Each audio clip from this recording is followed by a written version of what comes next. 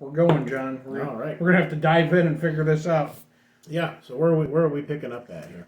In the Bible, Yes. Matthew chapter 22, I think.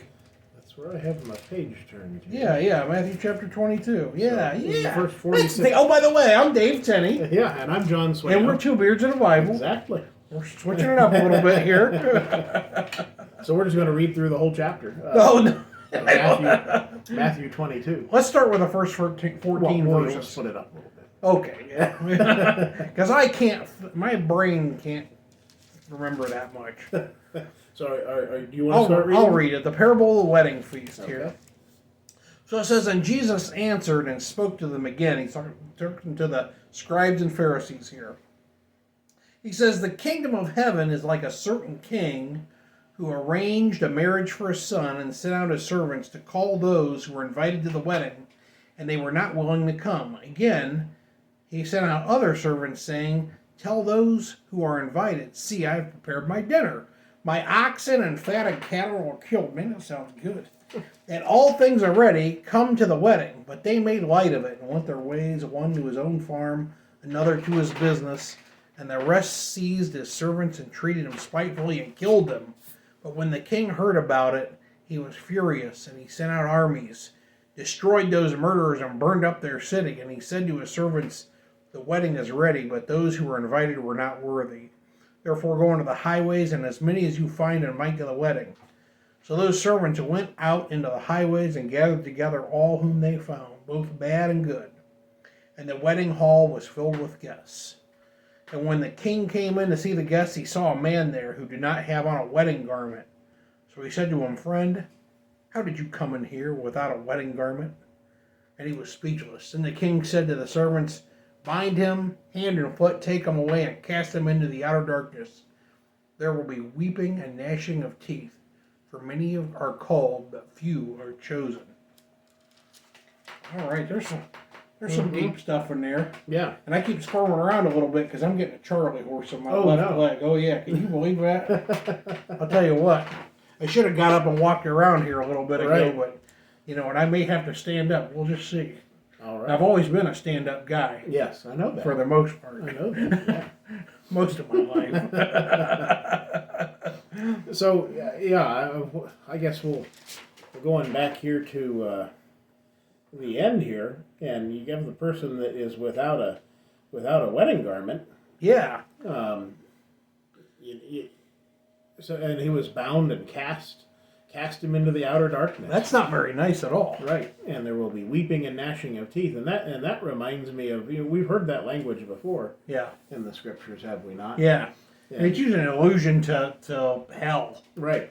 And I think that's exactly what it is. Yeah. And what's the wedding garment? I would think it would be the blood of Christ. Yeah. Personally. I think of the idea of, we often say put on Christ. Yeah. You put on Christ in baptism. Yeah. And that's the same thing. You can't get into Right. You can't get into heaven without having put on Christ. So, he gets in and he's talking about these people who were invited to a wedding and didn't come. Mm-hmm. And of course, he's talking about those who God chose and who disregarded that invitation. Right. And that could be, I think we could be talking about the Jews here of this time and maybe of old times. Yeah. Can't help but thinking every time when you read the Old Testament, especially read, I don't know, through 2 Kings, and how many times do you read, then arose a generation who knew not God. Yeah. And then some bad things happened. Yeah. Yeah, and it's, I suppose every generation has thought this way, that, are we raising a generation of people that know not God? Yeah. And to a great degree, I have to say, I think we are in this country. In their country, for sure. Yeah. Yeah. Certainly. But I'm raising my kids better than I was raised. Yeah, well, that's the way it should be. And, that's... I wasn't introduced to the gospel of Christ until I was teenager? Oh, yeah, an old teenager. Oh, okay. Almost an adult. Yeah. So yeah. Really, to me, it was like I was like 31. Right. So I was an old timer. You were an adult for sure. Yeah, and well, I wasn't very mature, but I was an adult. So he talks about those people that were called, and he tells those people that were invited. He sends some servants out, probably alluding to the prophets, and they killed the prophets. And then he says he sent out the armies and destroyed that city. Mm-hmm. And we know that that alludes to the old law being done away with. Mm-hmm. And I think that's what he's talking about there. So then he goes out on the highways and the byways. Yeah. So we start talking about, I think at that time, the idea of the Gentiles, Those who are outside. those who are outside, are now going to have a place at the wedding. But then he talks about this fella who's got the wrong clothes on. Yeah. And I think that's the most interesting part of the whole story. Yeah. Yeah, and it's what would we already talked about the wedding garment being Christ, and the blood of Christ that cleanses us and allows us to enter into rest with the Lord. But what's involved in that? What's involved in being ready, in putting on that wedding garment, so to speak? As far as it pertains to us. I mean, I mean, God has. He went out and he found these people that were out in the highways and these people that were outside, and he gave them an invitation. Yeah. And those people, they came to the wedding. Mm-hmm. They did the things that were required to get to the wedding, and they were prepared. They were prepared. They were they were accepted. Yeah. Yeah, that's where my mind is going, is that it speaks to preparation. Yeah. And so if you're going out, if you're out in the street and someone invites you into a wedding, you probably are going to go take a shower and clean up and put on some decent clothes. Yeah, and there was a wedding garment that was provided for them. And that's how they knew who the right person was. Right. And so that's and that's, again, it just speaks all over to the church and what Christ has been provided to us to cleanse us.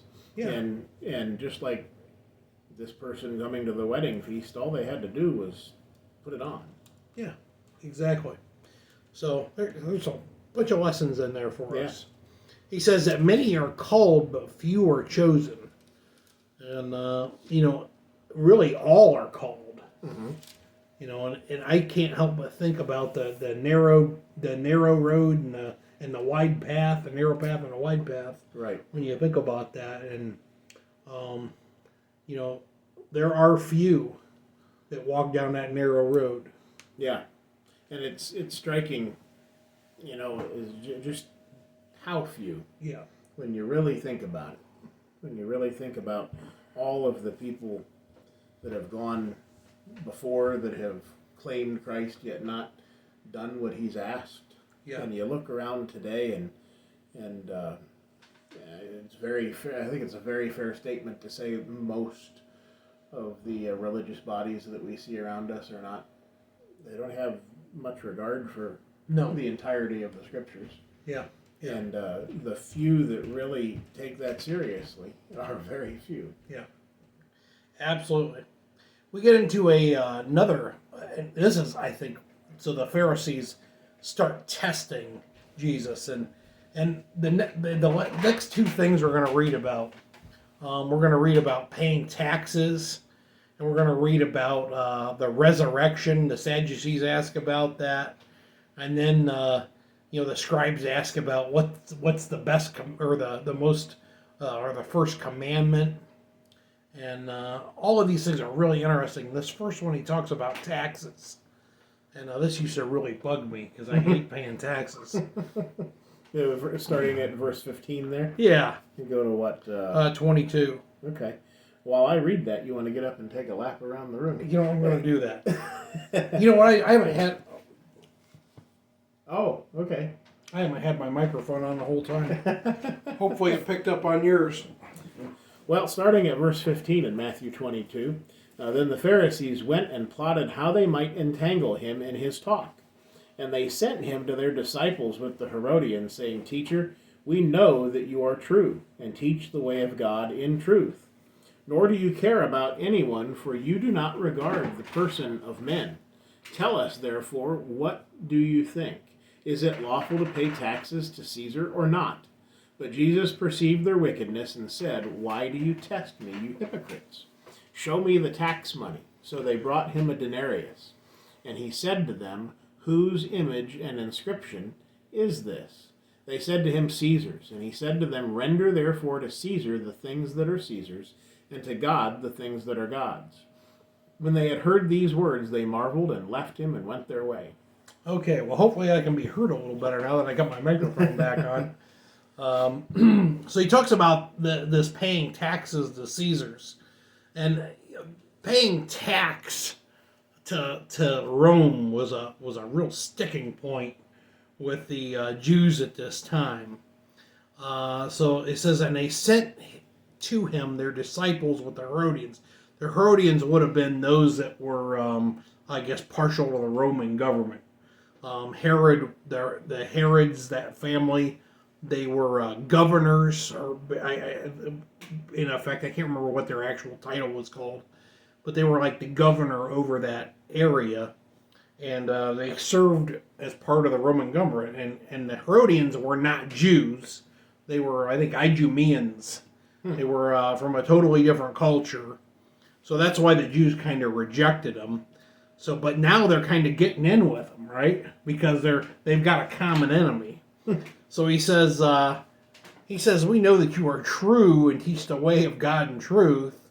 And he says, you don't care about anyone, or do you regard the person of men? And that's totally true. Mm-hmm. He was all about the things that were right, and he didn't care about people. It says God's no respecter of persons. Yeah. And Jesus wasn't a respecter of persons. Right. So he asked them if it's lawful to pay taxes to Caesar or not. This reminds me of Eddie Haskell. Really? Leave it to Beaver? Yeah. They're going through there and kind of trying to fluff things up there as they approach this question, and build him up as if they could. Mrs. Cleaver, you look beautiful today. Right. Yes, even Right. And yeah, go ahead. I interrupt you there. Oh, it's not. So, I love Jesus' answer. He says, "Why do you test me, you hypocrites? Mm-hmm. Show me the tax money." I mean, which is the most basic thing he could have said. Right.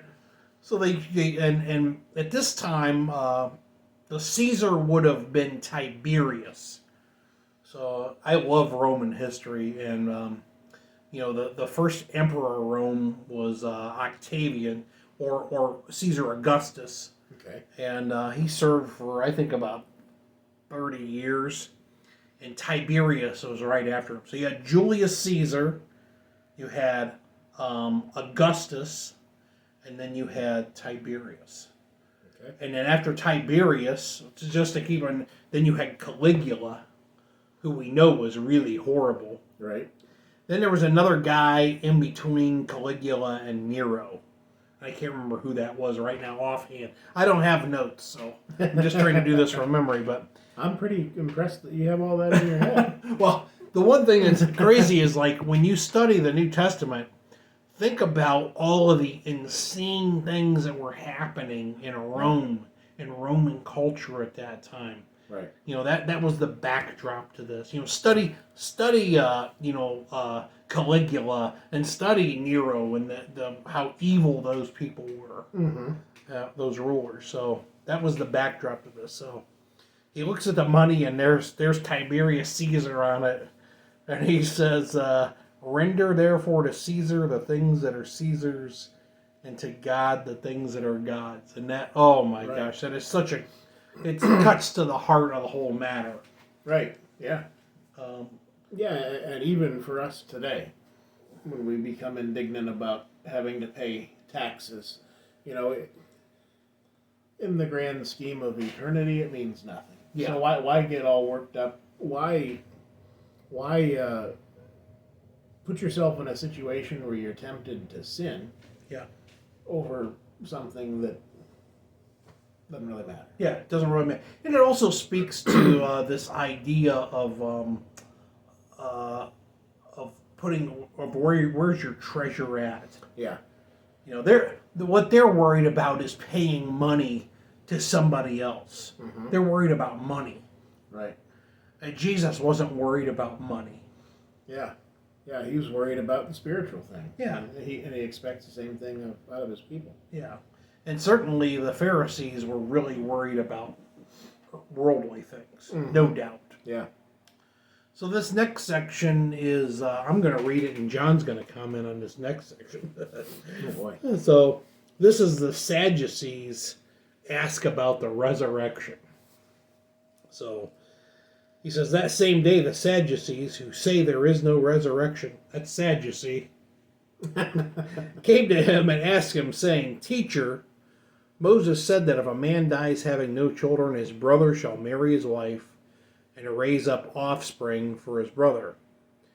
Now there were with us 7 brothers. The first died, and he had married, and having no offspring, left his wife to his brother.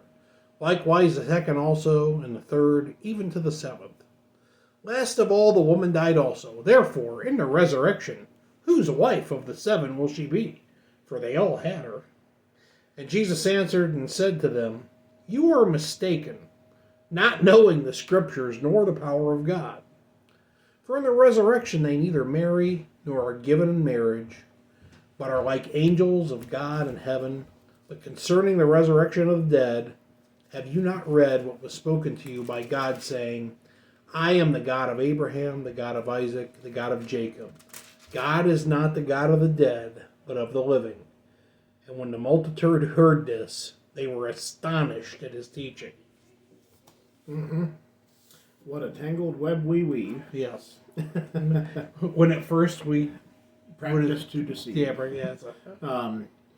Yeah, you know, they're just digging to try to catch him in something and try to present this tangled in the human mind, in their human minds, this tangled web of things that might try to trip him up. Mm-hmm. You know, and he puts it right back very simply again. You know, you're mistaken not knowing the Scriptures nor the power of God. You know, telling us that after this life there's no such thing as what we have here on earth. You know, we're not given in marriage, and you know, No. if you've ever been to a wedding and you've heard in almost every wedding the person would say, until death do us part. Right. You know, and that's it. Marriage is while we're here on this earth. Yeah. And while you know, we may long and look forward and think, well, it's too bad because I like my wife and I would like to be married to her forever and ever. But in the end, you know, we have a bond. Hopefully, our spouses have that bond in Christ. Yeah. And that's much stronger. And that's the thing to be concerned with. Yeah. Yeah. Absolutely. You know, I think it tells us a little bit. I like this because it kind of tells us a little bit about heaven. Mm-hmm. You know, and that I kind of like that. So we neither marry or nor are given in marriage, but we're like angels. Yeah. You know, so it kind of just tells us just one of those, like, gives us a little bit of insight into what it's like in heaven. Right. Yeah. Absolutely. And you know, there's a little note in my Bible to go to First John 3 at verse 2, and it says, Beloved, now we are children of God, and it has not yet been revealed what we shall be, but we know that when he is revealed, we shall be like him, for we shall see him as he is. And everyone who has this hope in him purifies himself, just as he is pure. Yeah. So, I mean, we have something so much better, so much deeper, so much purer than anything that we can. And then this idea of, you know, passing along the the wife down the chain of Yeah. of brothers. You know, that's far beyond what Yeah, absolutely. what we have Yeah. in the New Testament. Yeah, it's almost like their wife was a piece of property Yeah, that they're passing along. right. You know. And that's not what we see. No, not at all.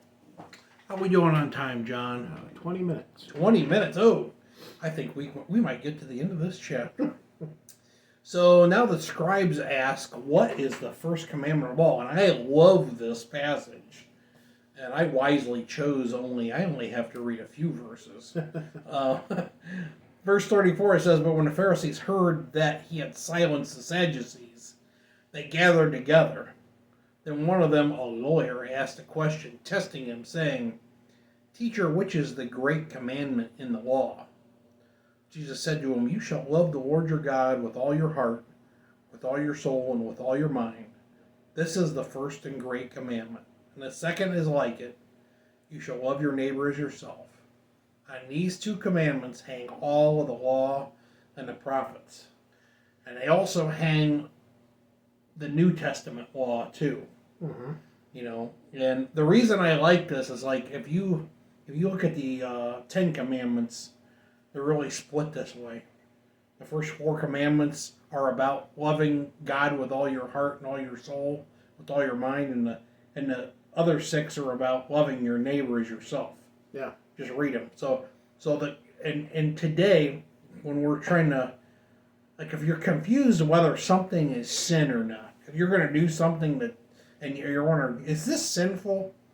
Think of it in that light. Is this something that's against God? Or is this something that's against my fellow man? Mm-hmm. And pretty much every sin that you can imagine in your mind is going to fall in one of those two things. Yeah. Yeah. Absolutely. And you have to, again, to rightly divide those things, you have to have a knowledge of the scriptures, a knowledge of God's nature. Yeah. And the things that would be against him. Yeah. Because Yeah. otherwise, people cook up all sorts of things in the name of God. Yeah. Read to show yourself approved. Mm-hmm. Right? We're supposed to be studying God's word to understand what God's mind is like. Yeah.